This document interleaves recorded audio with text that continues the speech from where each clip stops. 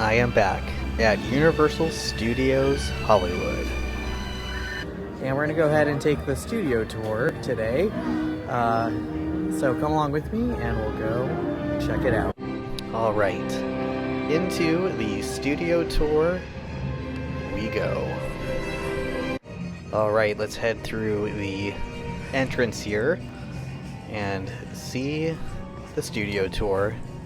See if anything is different from last time. Of course, this is actually a really nice day. You can see the San Fernando Valley very clearly, including Warner Brothers just below down there. This is actually one of the best air quality days I've ever been at Universal Studios. They still have this cool mural up from the 60th anniversary of the studio tour, including with all of the trams through the years. But we'll go ahead and go down. I will be your guide around our studio today. Next to me at the front of the tram is Josh, and he's very important to the tour, but I can't show you Josh on the monitors because the cameras don't move. He's going to drive. Say hi to Josh. Hi, Josh. There's somebody who's going to give our tour a quick introduction. He's the host of The Tonight Show, Jimmy Fallon. Oh, hi there. You made it. Welcome to the Universal Studio Tour. I'm Jimmy Fallon. I'll be making sure that you get through this experience in one piece. They've got the very best guide. His name's Paul. And the greatest driver. His name's Josh. They're the best. I love them. Even though Tour guide Paul. it'll be $5. I know you guys are excited to get on the tour, but first, a few safety rules. We do have some safety rules for our trip. If at any time during the tour you need immediate assistance, if you have a medical emergency, you've dropped something off the side of the tram, you're experiencing sound or video issues, reach up and pull down on that red emergency cord that runs down the center of the tram ceiling. Now when you pull down on the cord, when it's safe to do it, we'll stop, I'll come back, I'll see what you need help with. Otherwise, throughout the entire tour, please remain seated. Keep your arms and legs inside the tram. We're riding around private property. Don't jump off the tram for any reason. Pull the cord for an emergency. No smoking on board, including vaping. Take pictures on the tour. Have your phones and cameras ready. You've got an overview of Super Nintendo World coming up on the right. Get a picture of that just beyond the escalator. But keep in mind, there will be sudden tram movements. Hold on to your belongings so you don't drop them. There's going to be loud noises and water effects. Keep an eye on your items so they don't get wet. And please don't use selfie sticks on the tour. Now, as for all this construction that's going on the left side of the tram, we are currently building a new roller coaster, Fast and Furious Hollywood Drift. That opens tomorrow. There's a lot of work to do. No. Next year. It opens next year. Not everything on the tour is fake. Not everything is a movie set. This is a real fire station. These are real firefighters. These are real heroes that work here on the lot out of Station 50. The studio got started back in 1912. That's when Carl Laemmle founded Universal Pictures. Our lot covers about 400 acres. It's going to take us about 45 minutes to drive around. That's the average length of the tour. We're going to be driving right around our movie sets. We're going to be driving by some of the sound stages where they're doing productions today. The first sound stage that we're going to pass by, we haven't been using for a while. Sound stage 12. It's coming up on the left. It's undergoing a little bit of refurbishment. This is the stage where in 1931, we filmed Frankenstein. The inside of the laboratory where Frankenstein created the monster was built inside that stage. Dracula filmed inside that stage in 1931.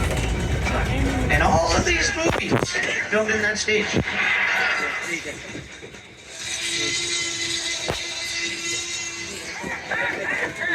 Soundstage 14, which is being used for the base camp for Hacks, is normally used for Bel Air. But Bel Air has been off for a while. They're on hiatus right now. They're on their break in between seasons. So they have a little time off between seasons 3 and 4. Bel Air and Ted stream on Peacock, which is a streaming service that has a lot of our content, a lot of Universal movies and television shows. Loot, another comedy series on Peacock, that films inside Soundstage 16 that we're passing by now. That stars Maya Rudolph. Now, for those of you riding with children, it doesn't matter where you're visiting from all over the world, your children are probably going to know who two statues are in front of stage 18 on the right side of the tram. These guys are extremely popular. Their names are Bob and Stuart, and they're two of our minions. And last year, they had starred in Despicable Me 4. This is a family film that we produced with another company, Illumination Entertainment. We have a statue of Ted coming up on the left side of the tram. He's the talking bear, and he's currently guarding some of these production bungalows. These bungalows are offices for directors and writers and producers. One of the producers who has an office that we're about to drive by is Mark Platt, who's produced both the play and the movie Wicked. And this is the director of the movie Wicked, John M. Chu. Hey, Studio Tour. You're seeing a lot of behind-the-scenes movie-making magic today, showing you up close how filmmakers like me bring our dreams to the big screen. After your tour, the magic of Wicked continues at Universal Studios Hollywood, where you can experience photo ops, props, and costumes from the film, and fun bites and drinks from Shiz and Emerald City. But first, here's a look at Wicked. Come with me to meet the wizard. I couldn't possibly. This is your moment. I'm come. If you think that's something to see, are you serious? Sleep good. Very good. Wicked is rated PG. Those were scenes from Wicked Part 1. Wicked Part 2, called Wicked for Good. That's going to be released later this year on November 21st. We filmed the comedy series Lopez vs. Lopez on the lot for NBC inside Soundstage 25. Off to the left, it stars George Lopez and his daughter Mayan. And we've got an NBC comedy right now. It's in the middle of season 1. St. Denis Medical. It's with David Allen Greer, Wendy McClendon Cuddy, and Allison Tolman. And the show takes place in a hospital. But all the scenes inside the hospital filmed inside Soundstage 26, which is on the corner of the left side of the tram as we're making the turn. And for the first 5 minutes of the tour, Josh has been driving past some of our production offices. We've been passing several of our sound stages. That area was the front lot. Now we're going to cross the border into the back lot. Over here on the right, this is where we go for the rest of the tour, past all the movie sets that are too big to fit inside the sound stages. For example, as they've been filming the inside of the hospital for St. Denis Medical inside the stage, the outside of the hospital is on the other side of the tram. This is a glass building on the corner, and right beyond it, across the grass, that building with the 5 set of steps to go up to the front doors, that's where Jim Carrey and Jennifer Aniston's characters lived in the comedy Bruce Almighty. Face the dog! You can see our backlot right there.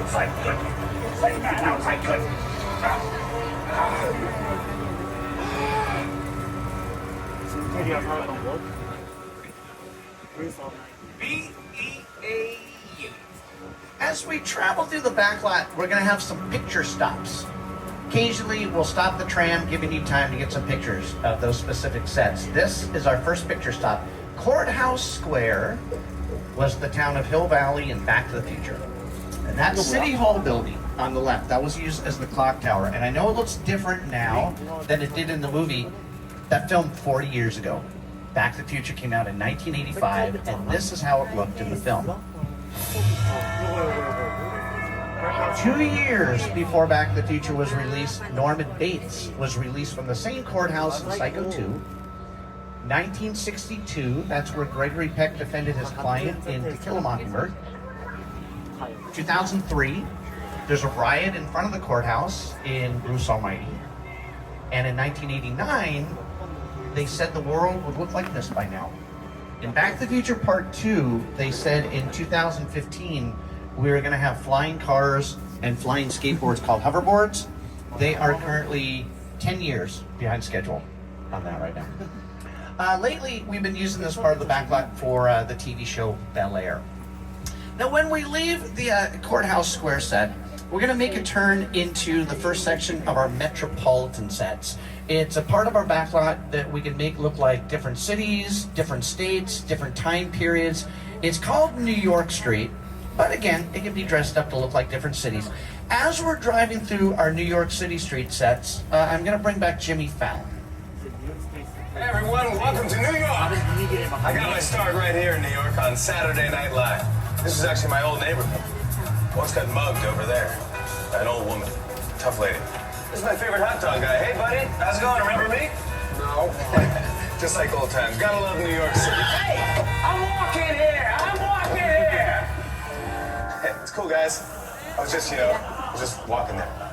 So it's not exactly New York, but a lot of times when you see New York in the movies, it was shot right here on the Universal Metro sets. If you can make it here, you can make it anywhere, even if you make it here on the Universal lot.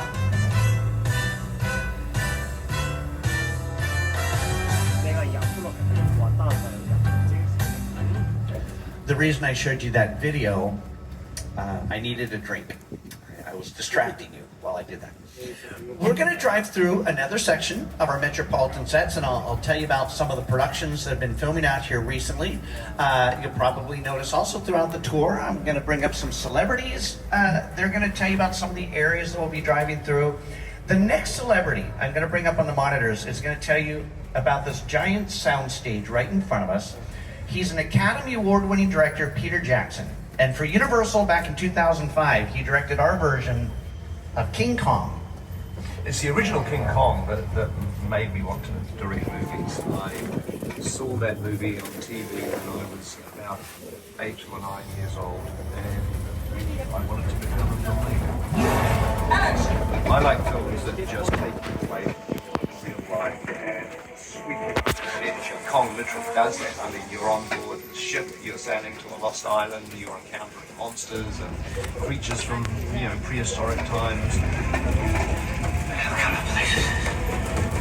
So I was thrilled when Universal invited me back to Skull Island, and it's great to have you along for the ride. Now, we have created this 3D immersive experience, so you're going to have to have your glasses ready. Don't put them on yet, just have them in your hand because we're about to return to Skull Island. Okay, everybody, hold on to your belongings, remain seated, keep your arms and legs inside the tram, and put on your 3D glasses. In just a moment, we're going to be taking you right through Skull Island. I'll bring back Peter Jackson to tell you what you should expect to see.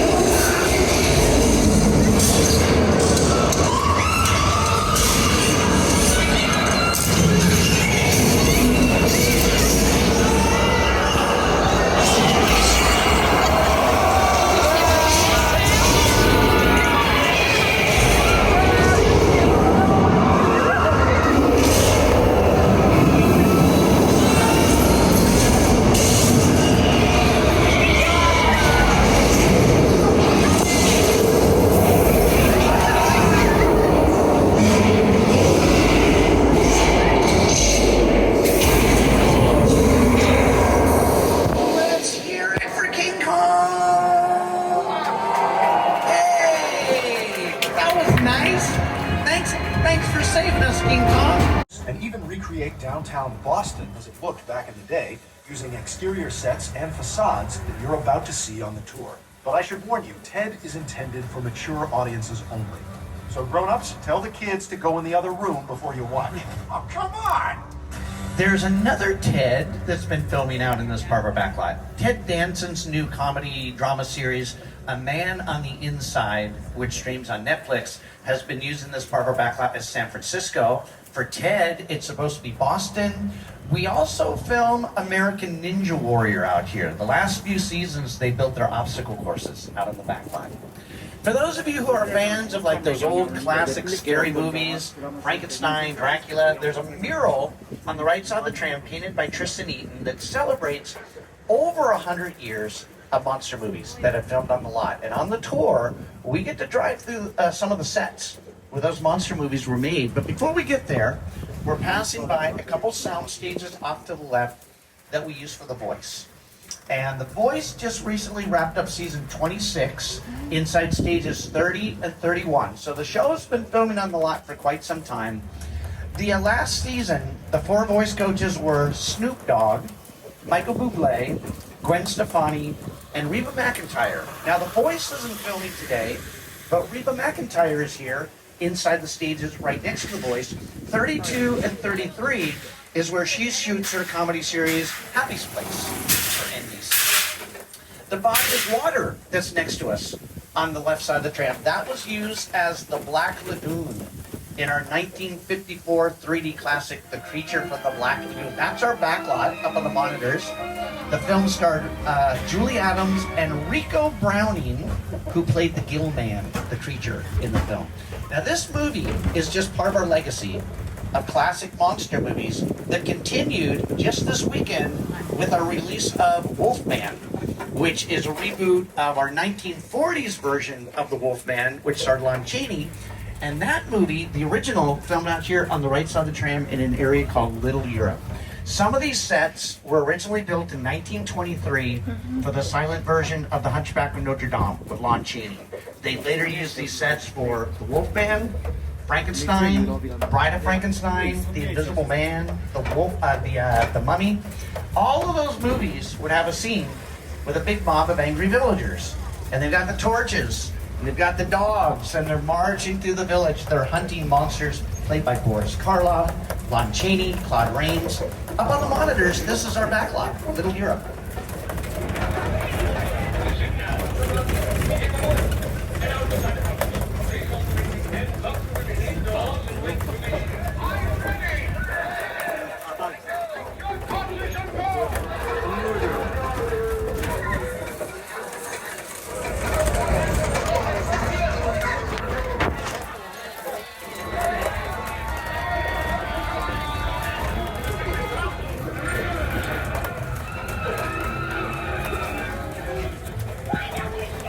The sets that we used for those classic monster movies are the same sets that we used for our comedy series, The Good Place, with Ted Danson and Kristen Bell. And they filmed out this part of our backlot for 4 seasons. And then next to the old sets, there's a modern house on the left side of the tram. Nobody lives in this house. This is a set which is a little different than most of the sets that we're passing by on the tour. This is called a practical set. It can be used for both the indoor and the outdoor shooting. We currently use it for Bel Air. This is the influencer's house on Bel Air. Most of the sets we're driving by are facades, outer shells, where they'll only build the fronts and the sides of the sets and leave them completely empty on the inside. So if you're watching a character walk through the front door of one of these backlot sets, they don't shoot the interior scenes inside the sets. On another day, they go inside of a soundstage.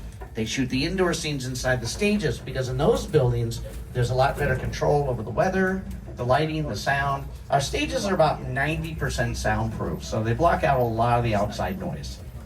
Now at this point, we are a little past the halfway mark of the tour. We're gonna head up to a very peaceful part of our backlot. We've got a little island called Amity, and Amity is a word that means friendship. And there's a billboard on the left side of the tram, Amity Island welcomes you, but we had to close the beach for a little bit because of the shark attacks. We have captured a shark, and it's hanging on display in front of the hotel. Even though we caught it, we can't reopen the beach yet because there's another shark. There's a bigger shark lurking out in the water, and we haven't captured it. Oh, there it is, right in the middle. That's a big shark. That's coming towards us. Mister, get out of the water. The beach is closed. Hey, there's another shark. Are you all right? The shark ate him. Yay! This is a really old dock that we're driving across right now, and it gets a little bit slippery. Everybody, please remain seated as we make our way through. Hold on a second. Oh, the shark took the dock.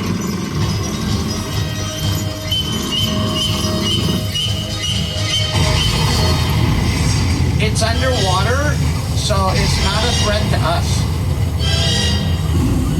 Wait! It's right next to us!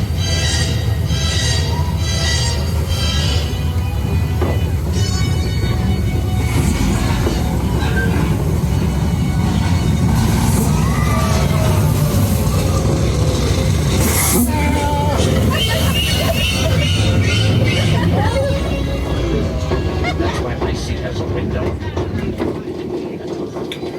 We were just attacked by Jaws. That movie turns 50 years old in 4 months. It was released in the middle of summer, back in 1975. This attraction has been part of the tour since 1976. It is not the shark that Steven Spielberg used in the movie because our shark works better than his. When they were filming Jaws, they built several full-size mechanical sharks, but none of them would work. They kept breaking and malfunctioning. Just like we stopped in the set from Back to the Future, we're going to make another picture stop in this little Mexican village to demonstrate some very simple weather effects. There. Thunder, got lightning. We also have sprinklers hidden in the trees. We're going to turn the sprinklers on, and we're going to show you how easy it is to create a storm whenever we need it for a movie set. Let's add some rain. Now the problem with this special effect, we do it all day. Every time a tram stops here, it rains. All the water's recycled, but the set is built on a hill.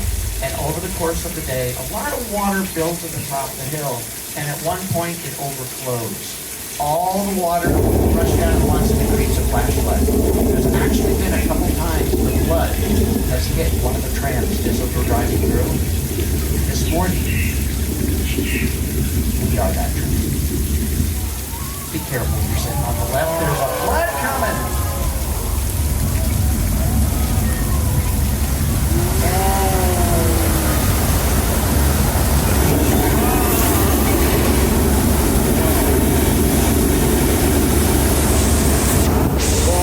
It actually got my leg wet. Now, if you look up at one of the monitors, one of the TV screens, you'll see this flash flood in a scene from the movie A Backfire.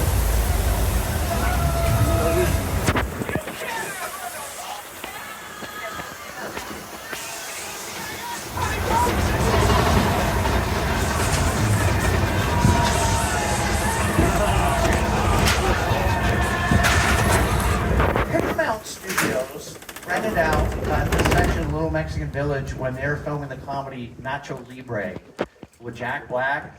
Back in the 1980s, it was used in the comedy Three Amigos with Steve Martin Short, Chevy Chase. Universal isn't the only company that makes movies on the backlot. Any studio can rent our sound stages, they can rent our backlot sets. Every major motion picture studio has made movies here on our lot. The sets that we're in right now, this Western town, this is where we used to do the Westerns with cowboys like John Wayne and Jimmy Stewart. Clint Eastwood did movies out this far of a backlot. These sets are still used for productions. Last week, they were filming some scenes for Hacks out here. Western TV show called Lancer. They shot all the Western scenes out in this area. But when they were doing Once Upon a Time in Hollywood, although our trams were driving right by while they were filming, we couldn't say what the name of the movie was. We couldn't say who was starring in the film. We couldn't say who was directing the film. Quentin Tarantino wanted it to be a secret, so we weren't allowed to say as we were passing by the production. Most of the sets, as I mentioned, are facades on the tour. They're just the outer shell, so these buildings are only used for the exterior shots. Now, once we pass by the Western town, we're going to drive by the Jaws attraction again. We're not going to drive through it. This time we're going to take another path to another part of the studio. And as we pass by, since Steven Spielberg directed the movie, I'm going to have him tell you why we have a Jaws attraction on the tour. The Jaws ride was almost the inevitable result of the size of the box office when Jaws first opened in June of 1975. And that was really the first time I ever got involved in the creation of a ride. It was a great honor to be invited into a creative circle of tremendous designers at Universal that were trying to figure out how to replicate what the movie had done to audiences in a real way by building a physical shark that would come out of the water and terrify tourists as they were sitting in the tram. And the most amazing thing about the Jaws ride is it is exactly as it was from the time it was first placed on the Universal lot. There have been tweaks, of course, over the years, but it is essentially what the designers and myself all envisioned and created. I'm going to bring Steven Spielberg back up on the monitors in just a few moments. The house that we're passing by on the right, this is another practical set. This one can be used for indoor and outdoor scenes, built for the musical The Best Little Whorehouse in Texas with Burt Reynolds and Dolly Parton. We have a whole neighborhood on our backlot for movies, television shows, and commercials. Colonial Street, which we currently use for a couple different television shows. Hacks has been filming out in this part of our backlot. Bel Air uses this neighborhood, and the comedy series Ted. Ted lives with the Bennett family. His best friend is John Bennett, played by Max Burkholder. Ted lives in the blue house over here on the right. Take a look at the monitors. Let the festivities begin. How many we got? Well, let's see. We got 20 cartons. Fantastic. Do you think we're getting too old for this? Oh, come on, Johnny, we're doing a public service here. If a kid leaves the house in a less than stellar Halloween costume, he's got to get the bad news before he makes a fool of himself all over town. We're Samaritans. Ted lives in the same neighborhood as the Desperate Housewives. For 8 years, Colonial Street was Wisteria Lane on that ABC Touchstone series.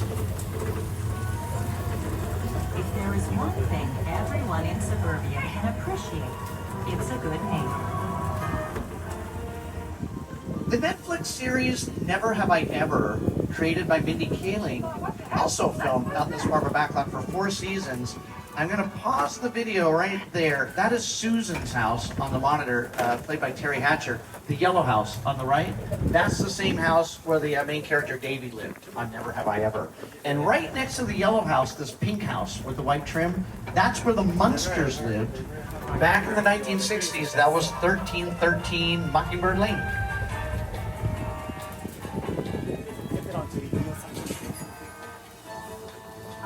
And with the exception of Colonial Street, most of the streets that we ride around on the tour are named after famous actors, actresses, and filmmakers. We now turn up to Steven Spielberg Drive. And our relationship with Steven Spielberg goes all the way back to the very beginning of the studio tour. Whenever we're using a specific vehicle for a production, it's called a picture car, and we are now surrounded by famous picture cars. Over on the right side of the tram, we've got one of Magnum PI's red Ferraris. We have some Who vehicles from How the Grinch Stole Christmas. On the left side of the tram, we've got vehicles from Jurassic World, Jurassic Park, Flintstones, Fast and Furious. We have a Bumblebee from Paramount's Transformers. These picture cars were abandoned by the original owners, who all disappeared very shortly after checking into this motel. This is the Bates Motel from Psycho. It's run by Norman Bates, and he lives in that house at the top of the hill. We're going to be driving right by his home. Oh, that's the guy right there. That's Norman Bates. We all go a little mad sometimes. He does look a little mad. He is currently busy helping a guest check into one of the rooms. This is a picture stop. We're going to hang out here just for a moment. We want to give you time to get some pictures of the Psycho house. You get a picture of Norman carrying a dead what? I don't know why he does that in front of us. That's awkward. Norman, everybody on the tram saw you put a body in the trunk. They have cameras on their phones.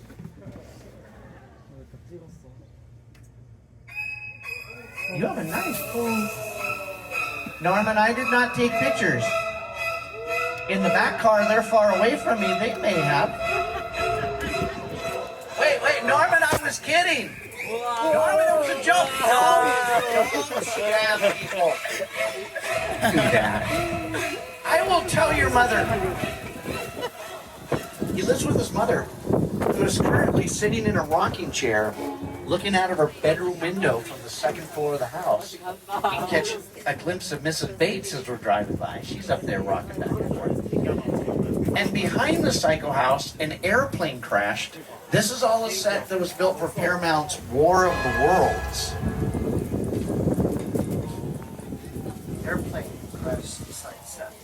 perfect example of a set that is all designed around a vision of Steven. You forget to sit down to talk about the world. What if the 747 goes down, right? Because it's just something you don't see. You're doing good. Behind the scenes, close your eyes, okay? Stand close.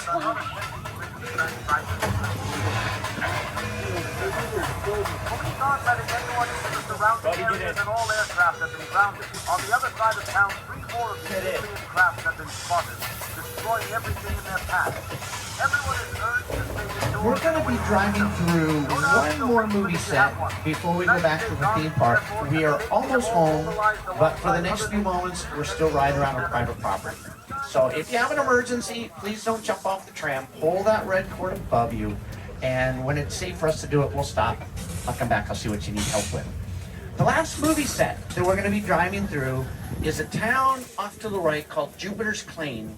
And this is all a set that was built for the suspense film Nope. And that was written and directed by Jordan Peele. Movie magic only happens when a team of collaborators, often in the hundreds, work together to take an impossible notion and bring it to life.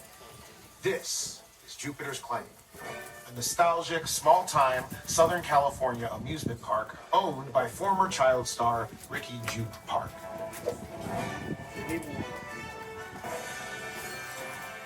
Over there, look into the winking well and have your picture taken just like the kids in that old 90s communication.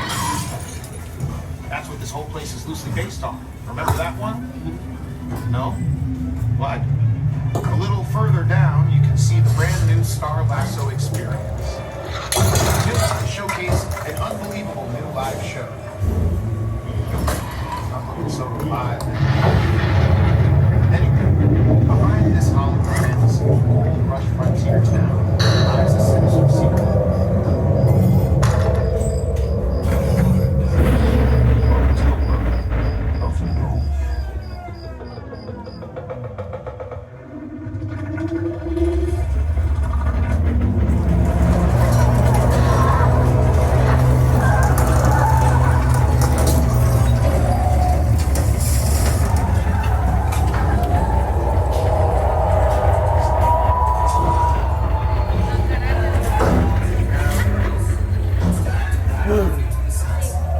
When we leave the set of Jupiter's Claim, I need to make a quick call to our security department. And while I make the call, everybody please remain seated. This just takes a minute. Security, we're leaving the last set on the back lot. Are we clear to come in? Look, this might be more serious than I thought. What just happened? You're cutting out. This is a secure line. Who are you? Uh-oh. I'll tell you who I am, boy. I'm the reason bad guys use a nightlight. I'm the reason the boogeyman begs his mama to look under his bed. And I'm the reason you just lost control of this whole operation. My name is Special Agent Luke Hobbs of the U.S. Diplomatic Security Service. And as of 16.9 seconds ago, I'm the man in charge. The hell you are. Let me clue you in on two things, sweet cheeks. One, there's a high-value witness from the Federal Protection Program aboard your vehicle. And two, an international crime syndicate led by Owen Shaw is honing in on this vehicle to take that witness out. Shaw's as ruthless as they come, and he'll stop at nothing to eliminate his target. Every living soul on this vehicle is in serious danger. Other than that, enjoy the ride. This is not your jurisdiction. It is now, Stink Pickle. I'm so tired of you stink guys stepping in. Just Which one of you is the witness? Speak now or you all get fried! This is our turn. After them! Okay, guys, it's showtime. Come to the left. This man going fast enough. Moses, Lenny, hook him up.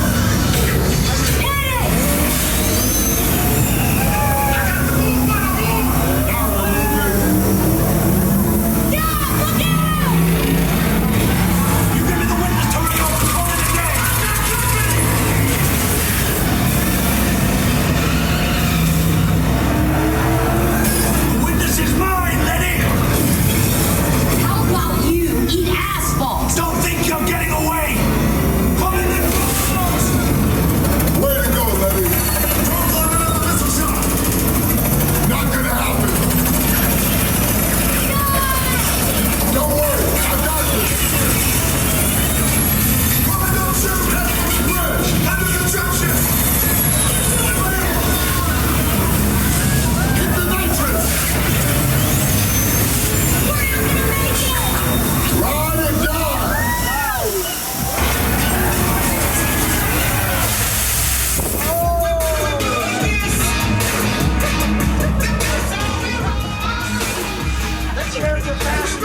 Hope you've enjoyed our exclusive behind-the-scenes experience.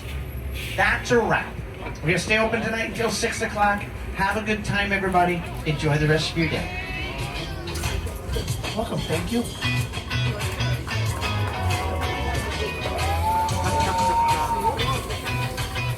All right, well, that was the studio tour.